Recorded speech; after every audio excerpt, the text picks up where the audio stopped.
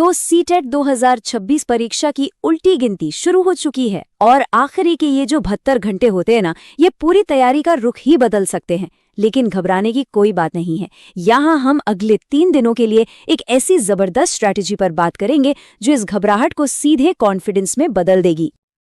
तो प्लान क्या है? देखिए, सबसे पहले हम 72 घंटे के काउंटडाउन को समझेंगे, फिर इसे दिन ब दिन ब्रेक करेंगे।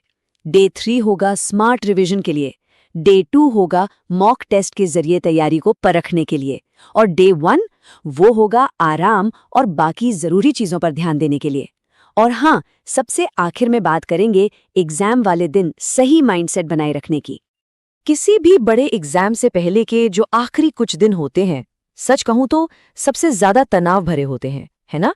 और यही वो टाइम है जब तैयारी की इस पूरी भागदौड़ को एक शांत कॉन्फिडेंस में बदलना होता है।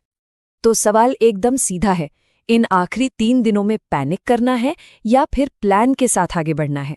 देखिए, बिना सोचे समझे सब कुछ रटने की कोशिश करने से तो कहीं ज्यादा बेहतर है कि एक शांत और स्ट्रेटेजिक तरीका अपनाया जाए। ये ज्यादा असरदार होता है। हमारी जो 3 दिन की स्ट्रैटेजी है उसका ब्लूप्रिंट कुछ ऐसा है। डे 3 जो पढ़ा है उसे पक्का करने का दिन, डे 2 असली एग्जाम वाले माहौल में प्रैक्टिस करने का दिन, और डे 1 जो शायद सबसे जरूरी है, दिमाग को आराम देने और तैयार होने का दिन। मतलब हर दिन का एक खास मकसद है, एकदम क्लियर। चलिए तो शुरू करते हैं डे 3 के साथ स्ट्रैटेजिक रिवीजन। इसका मतलब सीधा सा है, अपनी नींव को एकदम मजबूत करना। और एक बात गांठ बांध लीजिए, ये कुछ भी नया सीखने का टाइम बिल्कुल नहीं है। ये सिर्फ उसे पक्का करने का समय है जो पहले से पढ़ चुके हैं। अच्छा, इस दिन को हम 3 आसान स्टेप्स में बांट सकते हैं। स्टेप 1, फटाफट अपने सारे नोट्स पर एक नजर डाल लीजिए। इससे क्या होगा? इससे स्टेप 2 आसान हो जाएगा, यानी उन कमजोरियों को पहचानना जहां अब भी थोड़ा डाउट है। और फिर आता है स्टेप 3, अपना सारा ध्यान और समय सिर्फ और सिर्फ उन्हीं वीक एरियाज को ठीक करने में लगाइए। तो रिवीजन के टाइम फोकस कहाँ रखना है? एक चेकलिस्ट बना लेते हैं।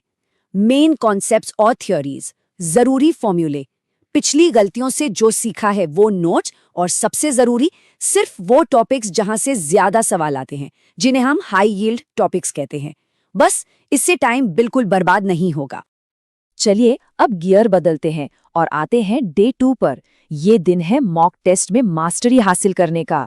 मतलब अब सिर्फ रिवीजन नहीं चलेगा, अब हम एग्जाम के प्रेशर में प्रैक्टिस करेंगे।